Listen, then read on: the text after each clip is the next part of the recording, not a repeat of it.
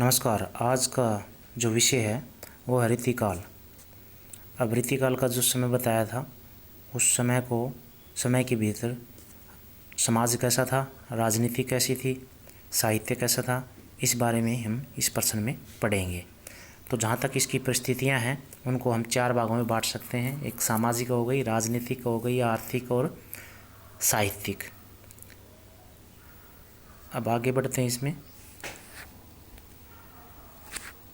अब कहते हैं कि साहित्य समाज का दर्पण होता है, क्योंकि साहित्य का निर्माण है वो जो जिस युग का वातावरण होता है उसी युग के अनुसार उसका साहित्य होता है। अतः राजनीति, समाज, संस्कृति, साहित्य और कला के द्वारा ही साहित्य का निर्माण होता है। अगर हम किसी साहित्य का अध्ययन करेंगे तो उस साहित्य की जो परिस्थितियाँ हैं तत्कालीन, वो राजनीतिक, सामाजिक, सांस्कृतिक, उसका ज्ञान होना भी ज़रूरी है। अब रीतिकालीन साहित्य के संदर्भ में देश की राजनीति, सामाजिक और देश की सांस्कृतिक स्थिति में अनेक उतार चढ़ाव आए और इनसे भी हमारा साहित्य प्रभावित हुआ। अब हम आगे इसमें बढ़ रहे हैं। सबसे पहले हम ले रहे हैं राजनीतिक परिस्थितियाँ। अब राजनीतिक परिस्थितियों का मतलब क्या है कि रीतिकाल का जो समय था उस समय की राजनीतिक परिस्थितियाँ कैसी थी, किस तरह से राजनीति वहाँ हो रही थी। क्योंकि राजनीति जैसी होगी, अगर संतुलित होगी तो साहित्य भी संतुलित होगा। अगर राजनीति में उठापटक होगी तो साहित्य भी उसके विपरीत अच्छा नहीं कहा जा सकता।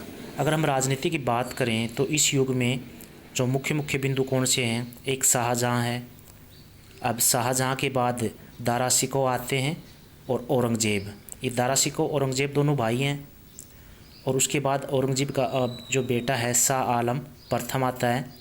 और उसके बाद जो राजनीतिक परिस्थितियों में उथल पुथल मचाई उनमें नादिर शाह और अहमद शाह अब्दाली मुख्य भूमिका निभाते हैं। अब सबसे पहले हम शाहजहाँ की बात करें तो शाहजहाँ बड़ा उदार राजा था और इसके शासन में जो मुग़ल काल था वो चरम अपने वैभव पर था।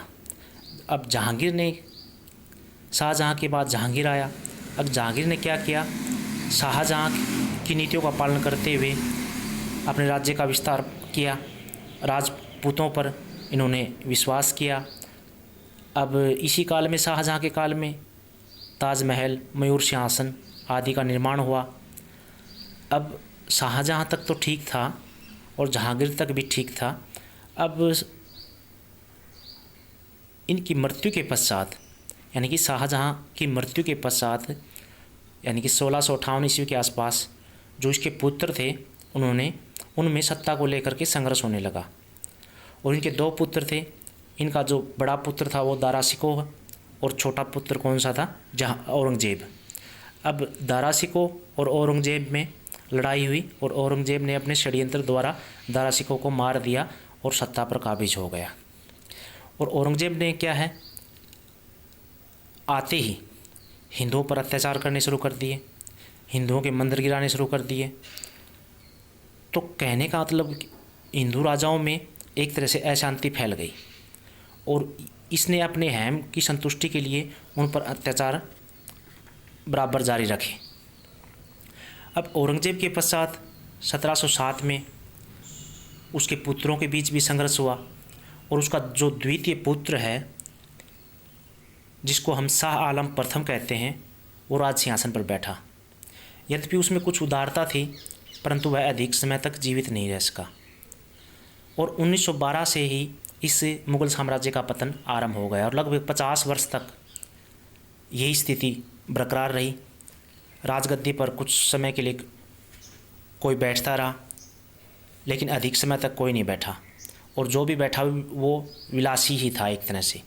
उन्होंने राज्य की देखभाल के लिए कोई व्यवस्था नहीं की और परिणाम क्या हुआ, मुग़ल साम्राज्य में चारों तरफ अव्यवस्था, अशांति इतनी बढ़ गई कि जो छोटे छोटे जागीरदार थे वो भी अपने आप को राजा समझने लगे।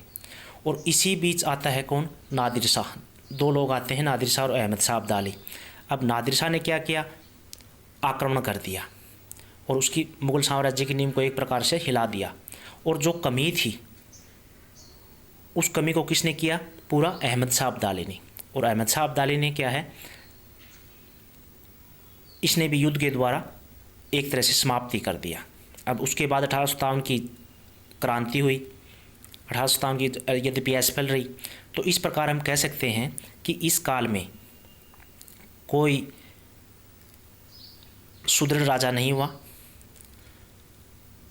औरंगजेब के बाद अनेक षड्यंत्र होते रहे और जनता इस षड्यंत्र का शिकार होती गई।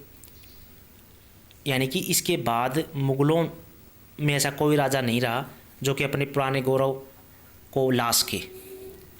अब बात करें बुंदेलों की, तो बुंदेलों ने अवश्य ही मराठों के साथ लाभ उठाने का प्रयत्न किया, पर वे भी राजपूतों के अहंकार, झूठी मान मर्यादा के कारण सफल होने में असमर्थ रहे। इस प्रकार हम कह सकते हैं कि मुगल साम्राज्य के समान ही हिंदू रजवाड़े और अवध के नवाबों को अंततः अपना अंत ही देखना पड़ा। तो ये थी इसकी राजनीतिक परिस्थितियाँ। अब बात करते हैं समाज की परिस्थितियाँ। अब समाज कैसे बनता है? समाज में इसमें उच्च वर्ग था, उच्च वर्ग या सामंत कह सकते हैं हम इनको, सामंत। तो इनकी स्थिति एक तरह से राजा के समान ही विलासी थी। इस काल के में सामंतवाद का और सामंतशाही का बोलबाला था। उनका प्रत्यक्ष रूप से या अप्रत्यक्ष रूप से सामान्य जनता से कोई लेना देना नहीं था। अगर सामाजिक व्यवस्था केंद्र बिंदु कहें तो वहाँ का बादशाह होता था और उसके अधीन होते मनसबदार और अमीर लोग। इन अमीर लोगों ने अपने अनुसार कर्मचारी लगाए और उन कर्मचारियों ने आम जन का जी भरकर शोषण किया।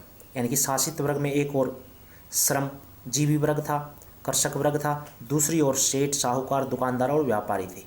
तो दुकानदार और सेठ और साहूकार, व्यापारी ये अमीरों गरीबों का शोषण कर रहे थे हर प्रकार से। इस प्रकार कह सकते हैं कि जो निम्न वर्ग था वो असंतुष्ट था, वो बेगार कर रहा था, आर्थिक तंगी का सामना कर रहा था, गरीबी में जीवन व्यतीत कर रहा था। और जबकि शासक वर्ग बिना श्रम किए ही, बिना बेगार किए ही संपन्न से संपन्न होता जा रहा था। अब हम बात करते हैं जनसाधारण की। अगर जनसाधारण की बात करें तो जनसाधारण की स्थिति भी अत्यंत निम्न थी।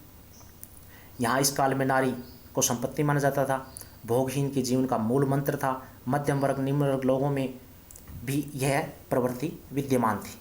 और जो लड़कियों की शादी थी वो भी बहुत ही कम उम्र में हो जाती थी। और राजाओं के दरबार में अनेक रानियाँ होती थी। इस प्रकार सारे राजा है वो भोगविलास में डूबे रहते थे। यानी कि राजकुमारियाँ और शहजादियाँ अपने अपने महलों में और अपने अपने हरमों में, सामान्य कर्मचारियों उसके साथ भी मतलब एक तरह से उनका सही ग्रस्त जीवन नहीं चल रहा था। तो कहने का मतलब है इस काल की जो सामाजिक दशा थी वो अत्यंत ही खराब थी।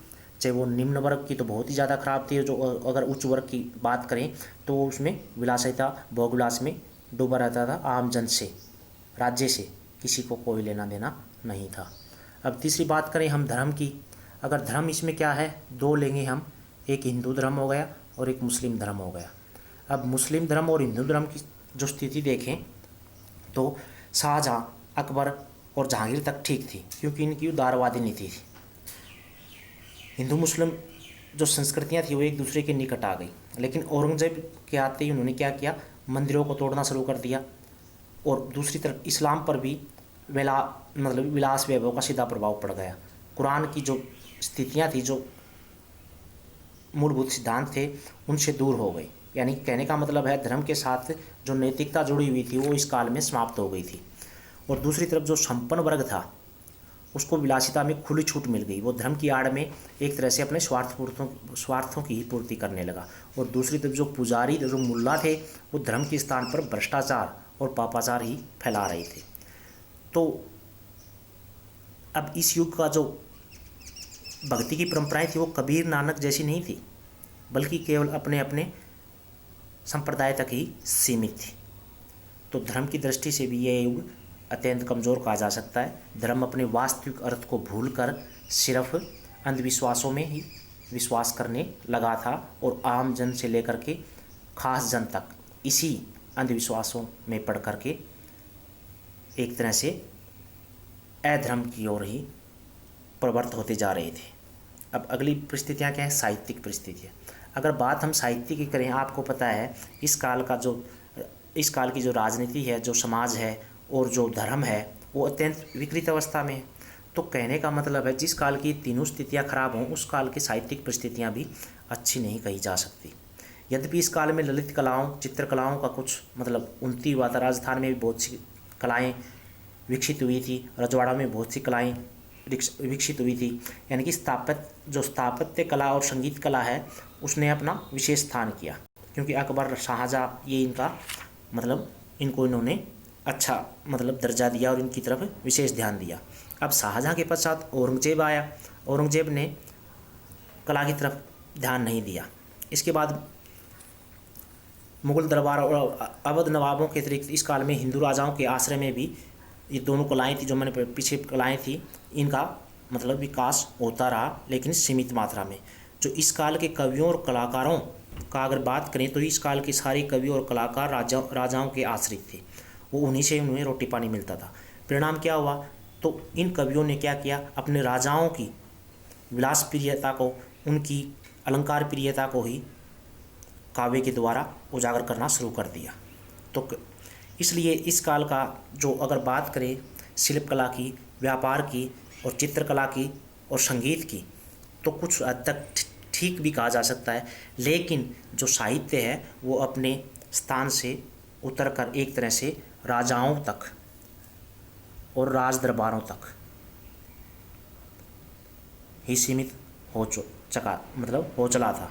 तो इस प्रकार हम कह सकते हैं कि इस काल की जो परिस्थितियाँ थी वो अत्यंत ही विकृत अवस्था में पहुंच चुकी थी, और इन विकृत अवस्थाओं का ही परिणाम है इस युग का साहित्य, जिसमें सिर्फ राजा दरबार, नारी मात्र वस्तु और इन राजाओं की झूठी शान शौकत का वर्णन करना ही राजाओं का एकमात्र कवियों का एकमात्र लक्ष्य रहा है। धन्यवाद।